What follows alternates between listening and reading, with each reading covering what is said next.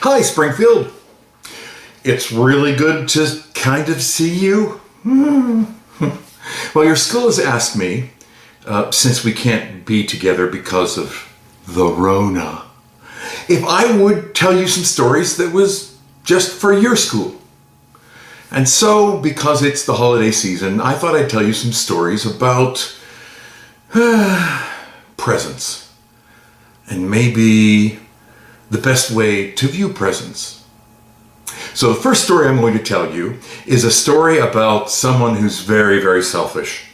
And this is one of my favorite stories. It's a ridiculous story, but it's a story about someone who is so selfish that it gets them into trouble. This is the Last Anansi story.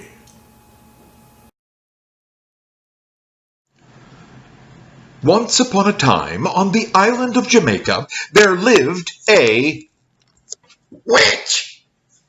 I'm a witch! Was she a good witch? Oh no, baby. I'm a bad witch.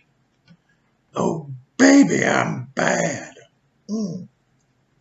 And she was bad for one very particular reason.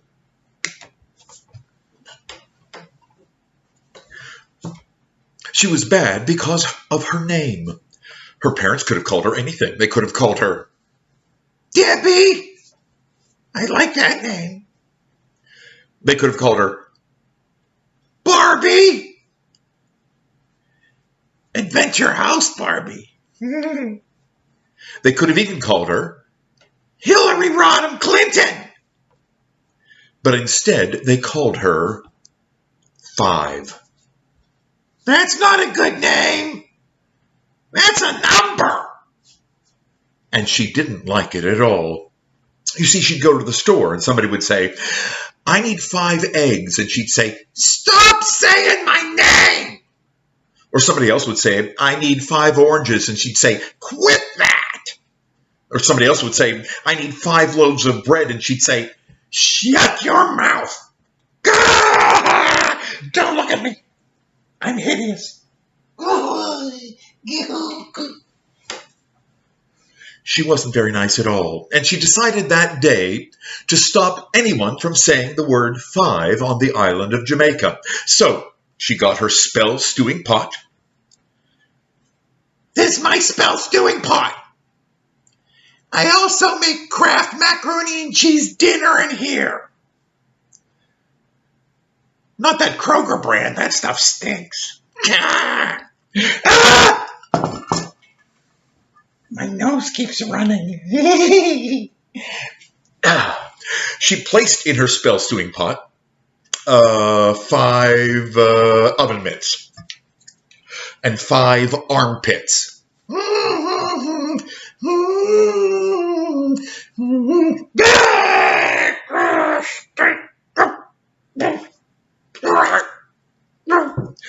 Yeah. But that smells terrible.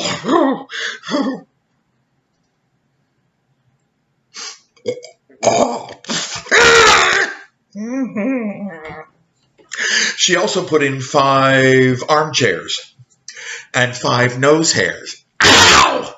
Ow! Ow! Ow! Oh, that's the longest nose hair I've ever seen. You could floss with this thing. That was the nose hair holding it on. Now she put it over a hot fire and let it turn into soup. And then when it was all cooled down, she gobbled it up. Go, go, go, go, go, go, go, go, go, go. Go, go, go, go, go, go, go, go, go, go. Nose hair. And then the witch cackled an evil laugh. Because from now on, whoever said the word 5 on the island of Jamaica would drop down stone cold dead. Ooh. Well, the witch called 5 thought she had solved all her problems. But what she didn't know was that someone had been watching her. Someone high above In the rafters of her little witchy house, someone with 8 hairy legs and a big hairy body and 6 shiny eyes. It was a spider. But not just any old spider. It was a famous spider on the island of Jamaica, a spider whose name was Anansi the spider. Now, Anansi was famous for 2 reasons. Number 1, he was very smart. He was very wise. Number 2, he was very greedy. And when he heard this spell being made, he knew he had found a way to get himself some dinner. And so he crawled down from the rafters, and he crawled down the wall, and he crawled across the floor, and he crawled out under the door. And right by the road, he made 5 little piles of dirt, but he dare not say the word. And then he sat down and he waited.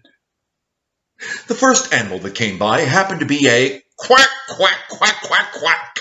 Can you guess what kind of animal that was? Hello, Mr. Duck. Oh, I'm a spider. Nancy the spider. I'm a duck, said the duck. Yes, I can tell you're a duck and I'm a spider. My name's Anansi. What's your name? The duck said, Duck! All right. Listen, Mr. Duck, I have a problem. You see, I've planted some watermelon seeds here, and I don't know how many I've planted. Can't you count? Oh, no, I'm sorry, I can't. Well, I can.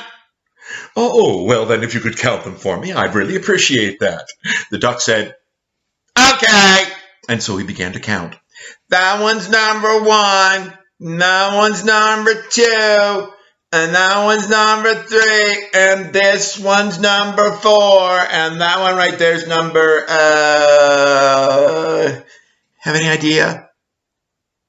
Oh, yeah. 5.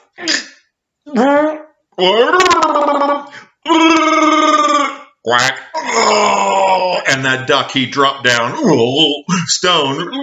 Cold. Dead. And Nancy saw that dead duck lying there, and he did what any good spider would do if he saw a dead duck lying there. He did what? That's right. He gobbled him down.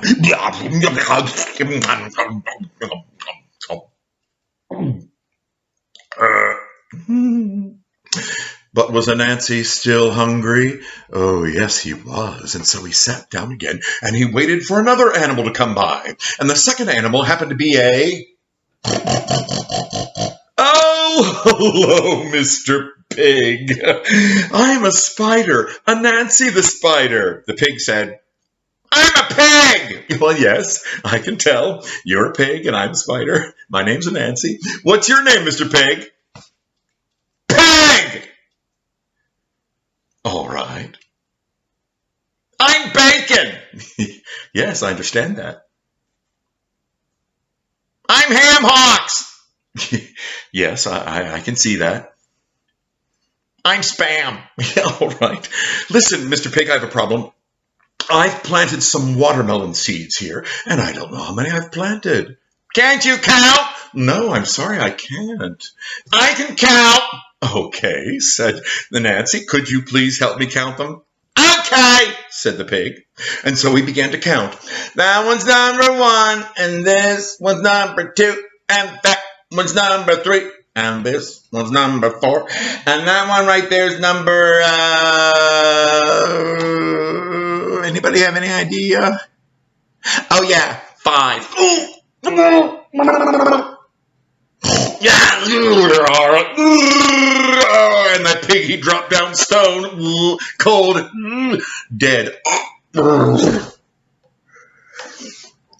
Nancy saw that dead spider.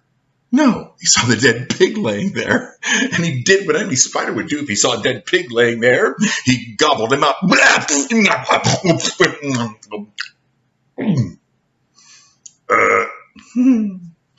Was Anansi still hungry? Oh, yes, he was. And so he sat down again. But what he didn't know was that there was someone who had been watching him. Someone high up in a tree, watching him do all the terrible things he was doing. And he knew he had to find some way to stop Anansi, or he would eat all the animals on the island of Jamaica. And that animal jumped out of the tree. That animal was a gobble, gobble, gobble, gobble. Hello! Oh, I'm a spider. My name's Anansi the spider. What's your name? I'm a turkey. Oh, yes, I can see that you're a turkey. Oh, love the giblets. Could you please tell me your name? My name's Anansi. I'm a turkey. Yes, I got that. You got the little hanging thing there. Yeah, but what's your name? Jimmy! Oh, well, Jimmy, listen, I have a problem. I've planted some watermelon seeds here, and I don't know how many I've planted. You could please count them for me? Can't you count? No, I'm sorry, I can't. I can count. Okay, then thank you if you could count them for me. Okay, said Jimmy. And so Jimmy, unlike the other two animals, did something different. He sat down on the first pile, and then he counted the opposite way. He said, that one's number 1, and this was number 2, and that one's number 3, and this is number 4, and this one right here is the one that I'm sitting on. What, said Nancy? Oh, no. You see, I needed to have a number. You have to give it a number. So if you could try to count it again, I really would appreciate that, Jimmy. Okay, said Jimmy. And so he counted again. That was number 1, and this was number 2, and that was number 3, and this was number 4, and this one right here is the one that I'm sitting on. No, said Nancy. No. No, it needs to have a number. You see, I need it to have a number. Could you please just try counting it one more time? Okay, said Jimmy. And so he tried one last time. That one's number 1, and this one's number 2, and that one's number 3, and this one's number 4, and this one right here is the one that I'm sitting on. No, said Nancy. It's 1, 2, 3, 4, and 5. And as soon as Nancy said it, he knew what he had done. And that greedy, nasty, terrible old spider, he dropped down stone, cold, dead. Well, Jimmy saw that dead spider laying there, and he did what any good turkey would do if he saw a dead spider laying on the ground. What did he do? He gobbled him up. Gobble, gobble, gobble, gobble. And all the rest of the animals lived happily ever after. Well, I know, not the duck and the pig, but... Well, you know. I hope you like that first story. It's one of my favorite because I like the witch. I like her nose. This story now is a true story. This is a story about me when I was a little boy, which is hard to imagine because I'm so old now. Where am I? I have to go to the bathroom. But at one time I was a child. And I know what is true about me being a child is true about you being a child. In that, at the holidays time, at Christmas time, there are always toys that everybody wants. It might be a game system. It might be a game. It might be a doll. It might be like a drone or a remote control car. I don't know what it is now. But when I was a boy, there was something that I wanted more than anything in the world. Have you ever wanted something more than anything in the world? I bet you have. And I know I did. I wanted this toy more than anything in the world.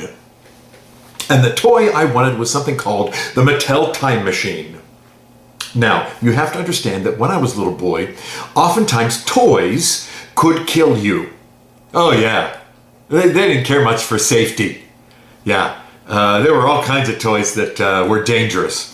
And this toy was kind of a dangerous toy. What it was is something that looked like a popcorn maker. It was a stove, a little flat stove, with a plastic dome on the top that you could pull back and open up. There was a door on it, and you could put things on the hot plate, the oven in there. Yeah, it was an oven. Now, what they gave you to put in the time machine was a capsule, a plastic capsule. You got about 10 or 15 of them. And these plastic capsules were all different colors, and they gave you a pair of tongs so that you wouldn't kill yourself.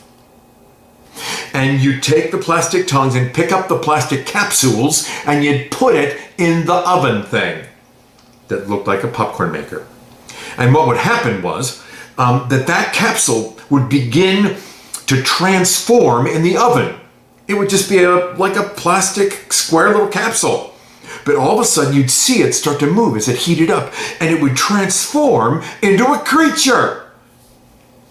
Maybe it was a dinosaur, a triceratops, or a Tyrannosaurus Rex. Maybe it was an alien with lots of tentacles. Maybe it was like a spaceman. These capsules would transform into something, and when they had slowly come out of the capsule, you'd turn off the oven, wait till it cooled down, because you didn't want to burn yourself, and you take the tongs and you pull a little creature out. You could play with the creatures for a while, and then you could put them back in the oven, get them hot again, take them out with the tongs, put it in a little box, and you turn a crank, and it would smash the little character back into a capsule again. This was the most amazing toy in the world. And the first time I saw this on television, I was like, I gotta have that. I want that. I really want that. I want that more than anything else in the world. Pardon me. So, I wanted this toy. And my parents knew.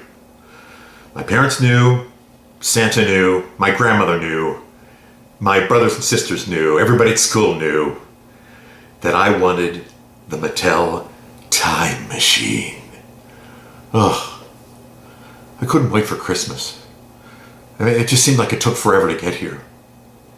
And Christmas morning in my house happened the same way every year. There were 4 children. My older brother Bob, my older brother Daryl, myself, and my younger sister Kelly.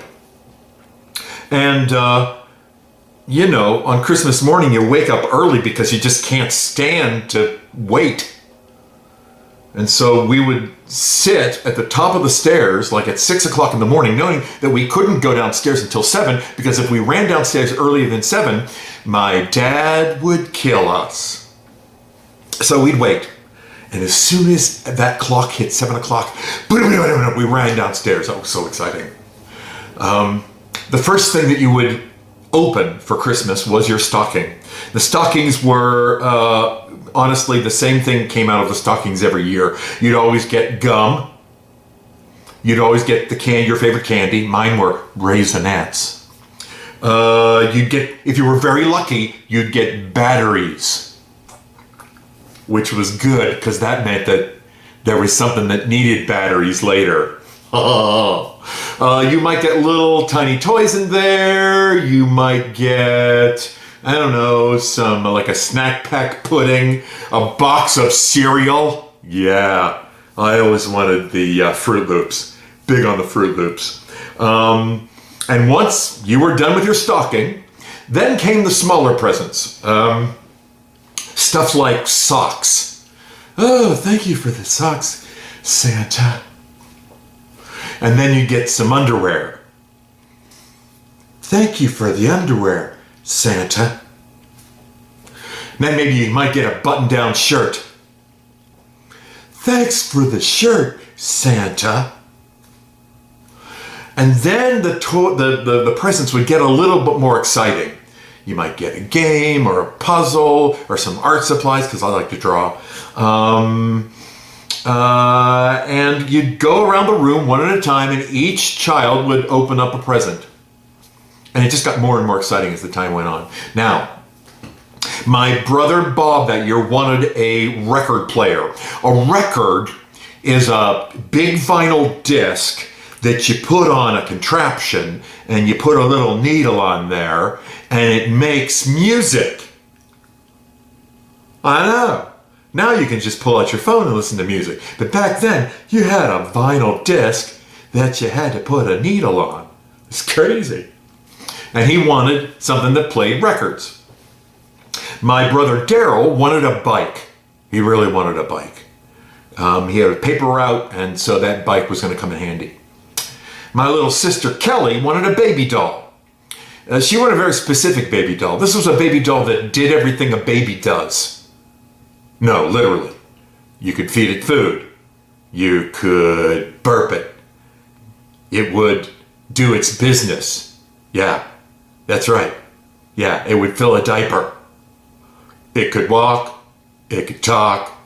It said mama and dad, and you know, you laid it down, its eyes closed, and you sat it back when the eyes would open up. Oh, horrifying.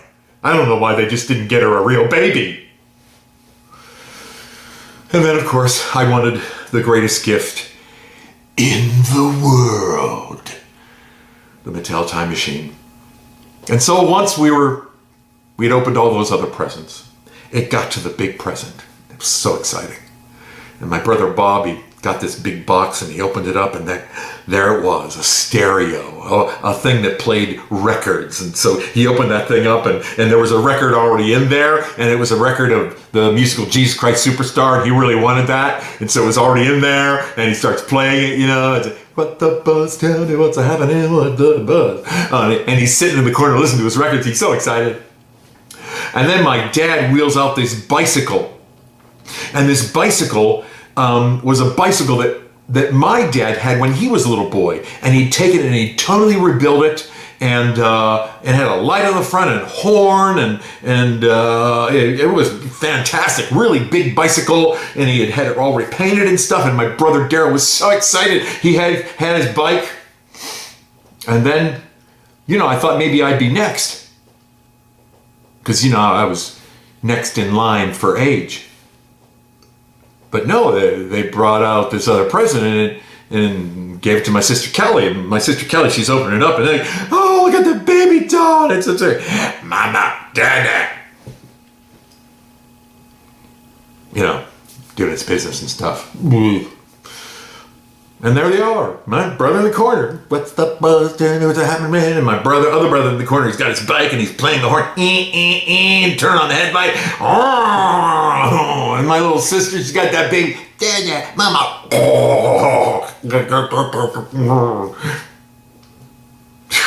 Horrifying. And they're playing. And they're all happy. And my mom starts bringing out breakfast stuff. You know, she'd make those Pillsbury cinnamon rolls every year. Those are good. She'd make this stuff that was like, you mix eggs and bacon and cheese, and you make a casserole out of that. And yeah, that's real good too. I like that too. But she's bringing all this stuff. And my brother Bob's over there. And, what the buzz, tell me what's happening? And my brother Daryl, honk, honk. And my little sister, wah, wah, dada, mama. And I'm just sitting there. I didn't want to say anything. I mean, I didn't get anything. They all got their big presents, I didn't get a big present. My dad comes in with a big bag and he starts picking up all the wrapping paper, throwing it into the bag. I'm just still sitting there. Big present. What's the buzz? Honk, honk. And I'm just still sitting there. No big present for me. And they're all cleaning up, and they're all eating breakfast, and they're all playing with their toys. And I don't know what to do. I'm just sitting there. The tears begin to well up in my eyes. And I don't get a big present this year. Santa hates me. All I wanted was the best toy in the world. And I'm just sitting there crying. I was crying. And all of a sudden I hear a sound from the back room. Oh, Dad, come in here. And my father stood up and walked into the back room, and they started laughing. I hear them laughing. Oh, Santa made a mistake. Guess what's back here? It's another present. And so my parents walk in, they had this box, and I'm like crying. I'm excited to get the big present. He's playing with, what's supposed to be like, honk, honk, Mama. And there I am crying. My mother walks in, she hands me the box, and I ripped into it. It was the Mattel time machine. I was so excited, and I'm ripping into it, and I'm crying. Oh, thank you, I got what I wanted, I'm so happy. And the whole family's standing around me laughing. Pointing and laughing. This happened to me every Christmas until I was 18 years old. Santa always left my present on the back porch. I wasn't smart enough to check the back porch every year, but my family seemed to really enjoy making me cry every year. Here's the thing. I always found that really disturbing. I wish they hadn't done that to me. I was really grateful to get those presents. But what happened to me later is that I realized that, boy, if I loved getting presents that much, I bet other people do too. And as soon as I realized that giving a present is one of the most exciting things you can do to make other people happy, why, I started doing that as well, listening to what other people wanted, writing it down, figuring out what would make them the happiest in the world and might make them cry because they got something they wanted. It's okay to get presents, but sometimes it's even better to give them. The end. So, the first story I told you was a story about being selfish, of wanting what is not yours and how that gets you into trouble. The second story I told you was a story about presents and how sometimes, I don't know, you can want things maybe a little too much. The last story is about something called self-sacrifice, and that's something that a lot of people don't understand a lot very much anymore. Self-sacrifice is when you are willing to give up something you have for the good of someone else. And I think that's what the holiday season is really all about. It's giving up of what you have to help other people. So to begin this story, I'd like you all to help me. I need you all to close your eyes. In fact, I'll do it too. Close your eyes and listen to the sound of my voice. I want you to imagine, just for a moment, that you're standing on the beach, right by the ocean. Oh yeah. It's a beautiful day. The sun's shining down warm on your head. And it's really warm, and it's so warm you can feel yourself kind of sweating a little bit, but because there's a breeze coming off the ocean, it dries up that sweat right away. You notice you're standing in the sand, but it's not that dry, hot sand. It's wet sand, so it feels cool on your feet, and you can feel it kind of squishing through your toes. There are sounds you can hear. You can hear the waves lapping up on the surf one after another. You can feel the wind and hear the wind blowing through your hair. There are a couple old palm trees next to you, and they're swaying back and forth in the wind, and you can hear the bark of the trees creaking as they go back and forth. There's an old seagull flying up above you. He's squawking at you because he thinks maybe you've got some food he can eat. Now, just in your imagination, Nobody has to move. Just in your own head, you turn around, and behind you is a fishing village. Just a bunch of ramshackle old huts. Each house has palm fronds for its roof. Each house was painted at one time, but a lot of the paint is peeled off, and you can see that the wood underneath has been stained gray by the sea spray. Each little hut is up on stilts, so that when the waves come in high at high tide, the waves won't knock their houses over. To your left is a bay, and in that bay are fishing boats. Fishing boats of all different shapes and colors. Boats painted blue and red and green and orange and yellow. Each boat has a mast. Each mast has a sail. You can open up your eyes now. You are in a fishing village. 400 years ago on the coast of Japan. And the people who lived in that fishing village, oh, they loved the ocean. Because the ocean took care of them. The ocean provided them for food with fish. The ocean provided them fun because the kids would go swimming. Well, they could fish too, or go body surfing, or make sand castles. The people in the village loved the ocean. But as much as they loved the ocean, there was a person they loved even more. And that person was their lord. Now, a Japanese lord is like governor, and he lived high above that little fishing village on a mountaintop in a huge old mansion. Oh, this thing was enormous, many rooms, ornately carved of wood. It had decorations of dragons all around the edges of it, painted gold, and the house itself was painted green, and it had a huge red slate roof. You could see this house for miles and miles around, and all around the house there were fields full of crops.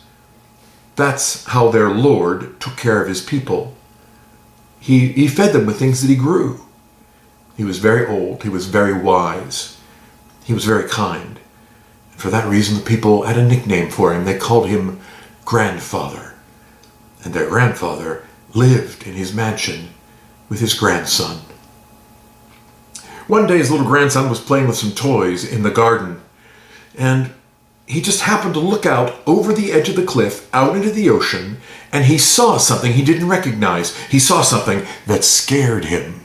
He saw a wave. Yeah, I know. There are millions of waves in the ocean, but this wave was tall, and this wave was wide, and this wave was moving faster than any wave a little boy had ever seen. And so he ran back to the house, he grabbed the old man by his sleeve, he dragged him to the edge of the cliff, he pointed out into the ocean, and as soon as the old man lifted up his head, he knew what he was seeing. Because when he was a little boy, his grandparents told him the legends of a wave that comes every 100 years, a wave 100 feet tall, a wave that will destroy everything in its path, and the old man knew what he had to do. The old man gathered around him his servants, and he gave them each a torch.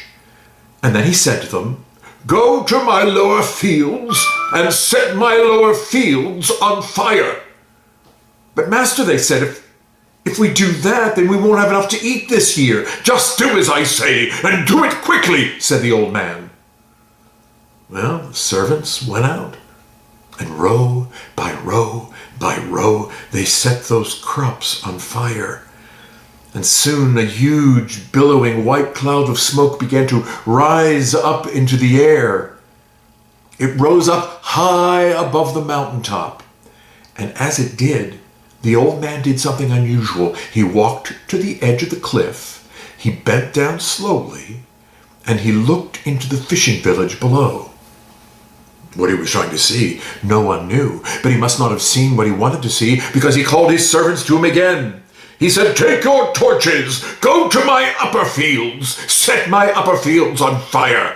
"But master," they said, "if we do that, then we won't have anything to eat this year." "Just do as I say, and do it quickly," said the old man.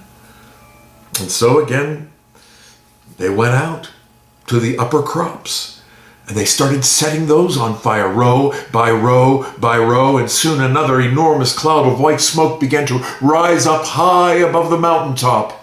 And that first cloud met that second cloud right in the middle, over top of the house.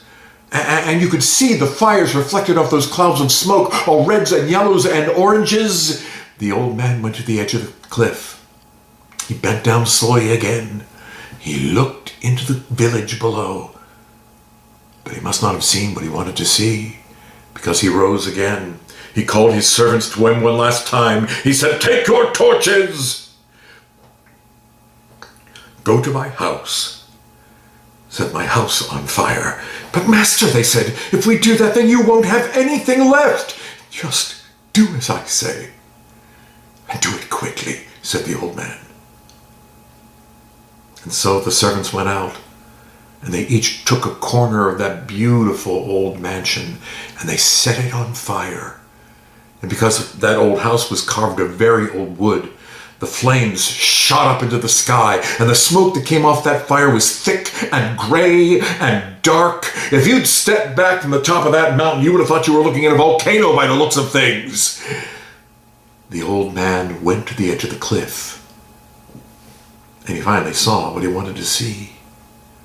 He saw people coming out of their houses, people pointing up the side of the mountain at all the smoke and the flame, people gathering buckets or anything that would carry some water and began to rush up the side of the hill. And then came the small children, and even they were carrying buckets or pans or flower pots, anything to get water up the side of that mountain. And then came the teenagers and the old folks, the grandmas and grandpas, the aunts and uncles, until all 500 of the people who lived in that fishing village were making their way up the side of that mountain. And that's when that wave hit that fishing village below. They said it was like thunder. It was like the hoofbeats of 1,000 horses. It was like cannon fire as that wave grabbed that little fishing village and dragged it out into the sea. The villagers got to the top of the mountain, and what they found was nothing. Everything was burned. There were just wisps of dark smoke rising into the air.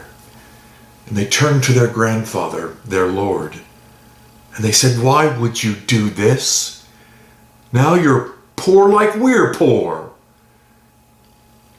And the old man, he looked at them, and he smiled.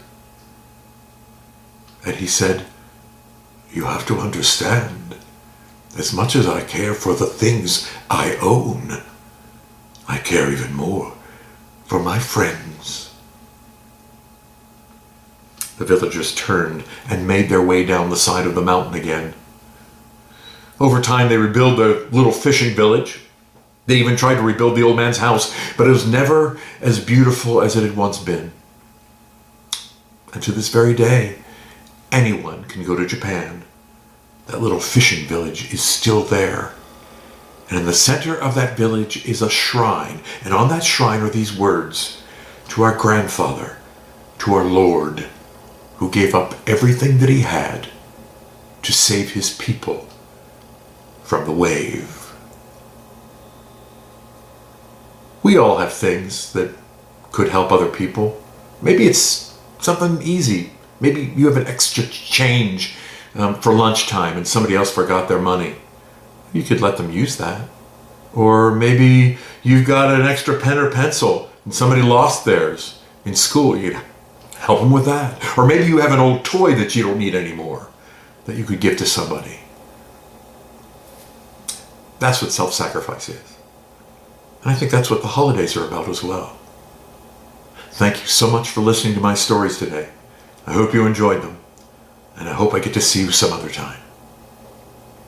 Stay safe. Happy holidays. Bye.